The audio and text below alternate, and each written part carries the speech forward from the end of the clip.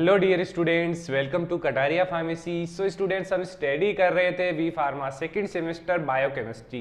तो बायोकेमिस्ट्री की हमारी यूनिट फर्स्ट चल रही थी। यूनिट फर्स्ट में हमने स्टार्ट किया था बायोमोलिक्यूल्स के बारे में।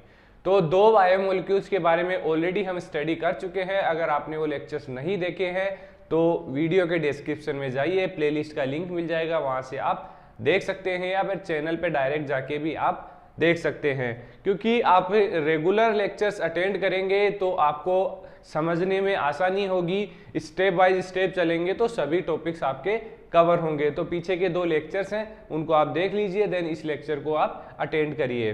तो आज के लेक्चर में हम बात करने वाले हैं थर्ड, जो हमारा बायोमोलिक्यूल है जो हमारी बॉडी के अंदर प्रेजेंट होता है, उसके बारे में डिस्कस करेंगे। वो है हमारा न्यूक्लिक एसिड।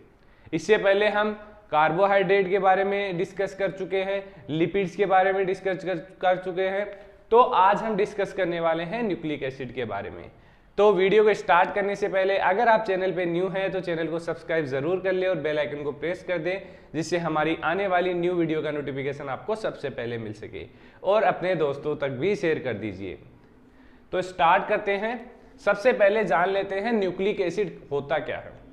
काफ़ी स्टूडेंट्स जानते होंगे, काफ़ी नहीं भी जानते होंगे। न्यूक्लिक एसिड नाम तो सभी ने सुना है, लेकिन इसके काम और क्या इसके कंपोनेंट होते हैं वो काफ़ी कम स्टूडेंट्स जानते हैं।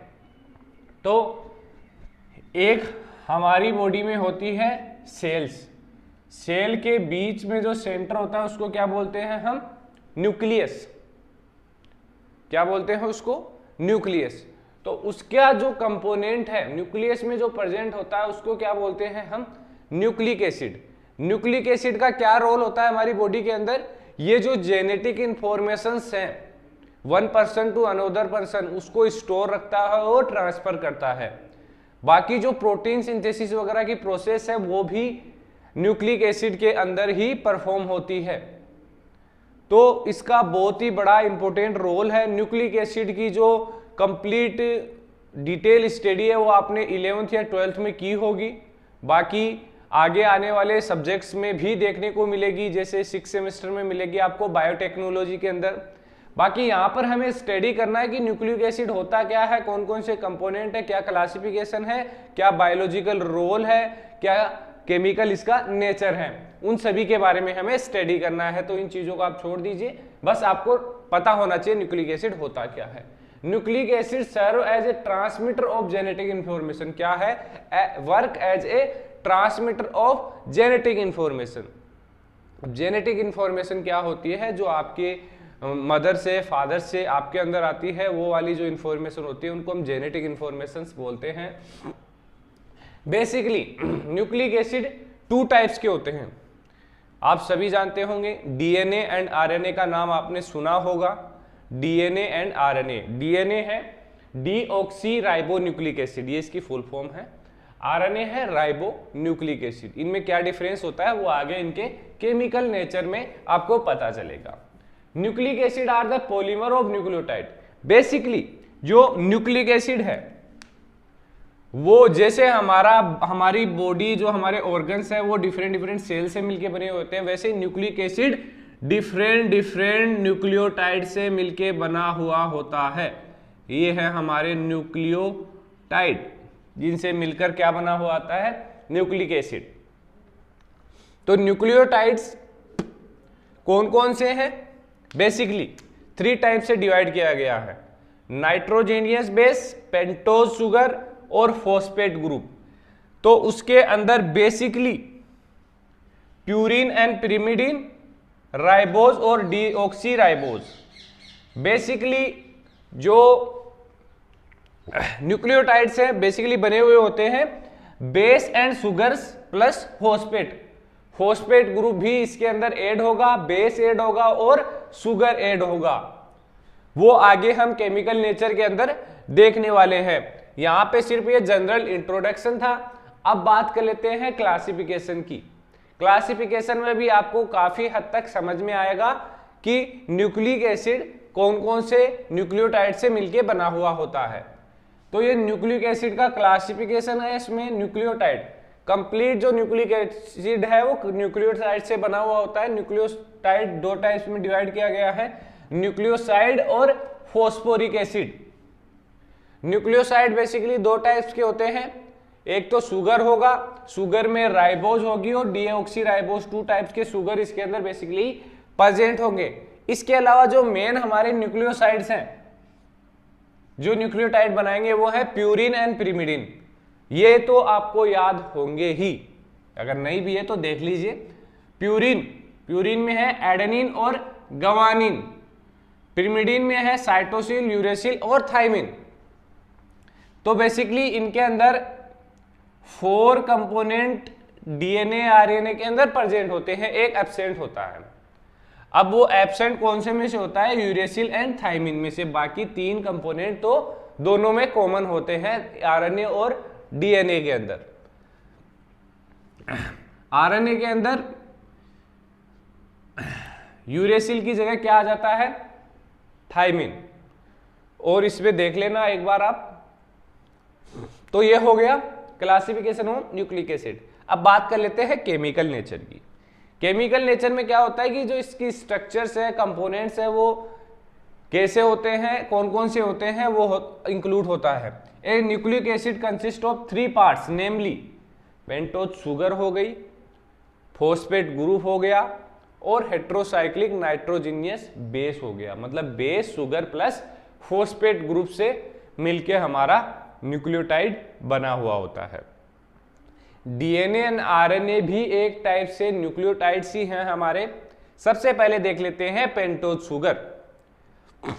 2 sugar namely D ribose and D2 deoxy ribose are commonly associate with nucleic acid. Basically ये 2 टाइप्स की शुगर हैं जो प्रेजेंट होती हैं न्यूक्लियोटाइड्स के अंदर।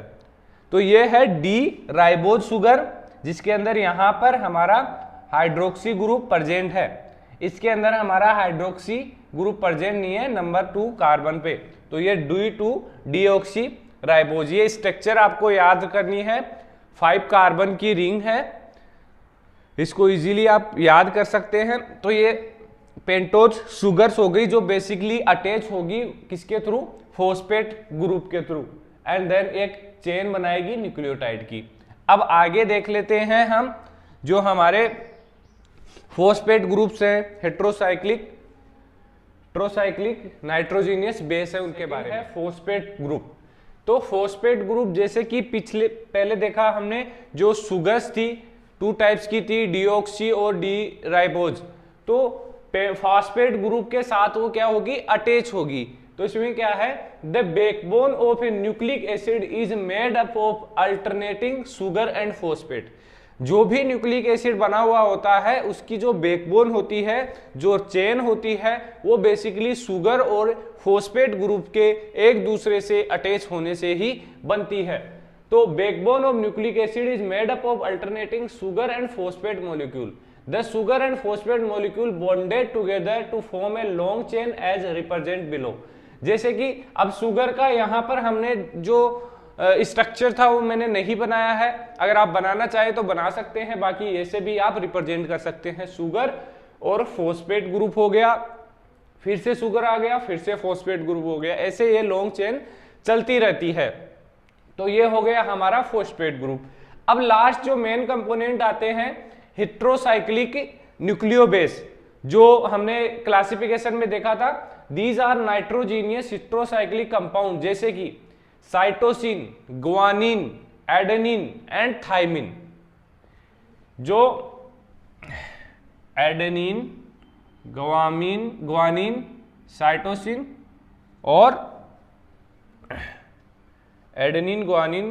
और थाइमिन, ये बेसिकली किसमें प्रेजेंट होते हैं? डीएनए में। बाकी थाइमिन की जगह यूरेसिल आ जाता है किसमें? आरएनए में। तो ये चीज आपको याद रखनी है। ये हेट्रोसाइक्लिक न्यूक्लियोबेस हो गए जो बेसिकली इस रिंग से अटैच होंगे, जो इंफॉर्मेशंस को इंक्लूड करते हैं। बात कर लेते हैं biological role of DNA and RNA. सबसे पहले देख लेते हैं बायोलॉजिकल रोल ऑफ डीएनए। तो in living being it serve as genetic material and is responsible for characteristics feature in living organism. Basically ये सर्व करता है किसको, जेनेटिक मटेरियल को, जेनेटिक इंफॉर्मेशन को पेरेंट्स से टुगेदर में फॉर द कैरेक्टरिस्टिक फीचर, जैसे कि colour of the skin, eyes, height, intelligence, जो भी होता है ये ट्रांसफर करता है कौन, DNA. It carries information specific to an individual, ये वन पर्सन को अनदर पर्सन से अलग बनाता है कौन, डीएनए। यही डिफरेंस एक पर्सन के अंदर हो सकता है। सेकंड है biological role of RNA. RNA के क्या रोल्स हैं, फर्स्ट देखिए। अब आरएनए 3 टाइप्स के होते हैं, m RNA, t RNA, r RNA, इन तीनों के अलग अलग रोल होते हैं। The mRNA is the direct carrier of genetic information from the nucleus to the cytoplasm. Nucleus से साइटोप्लाज्म में जेनेटिक इंफॉर्मेशन को ट्रांसफर करता है mRNA. The tRNA is a carrier for amino acid to the site of protein synthesis. Basically, tRNA का बहुत ही बड़ा important role है किसमें, प्रोटीन सिंथेसिस में। बाकी mRNA required for formation of ribosome, ribosome को फॉर्मेशन करने के लिए किसकी रिक्वायरमेंट पड़ती है, आरएनए की।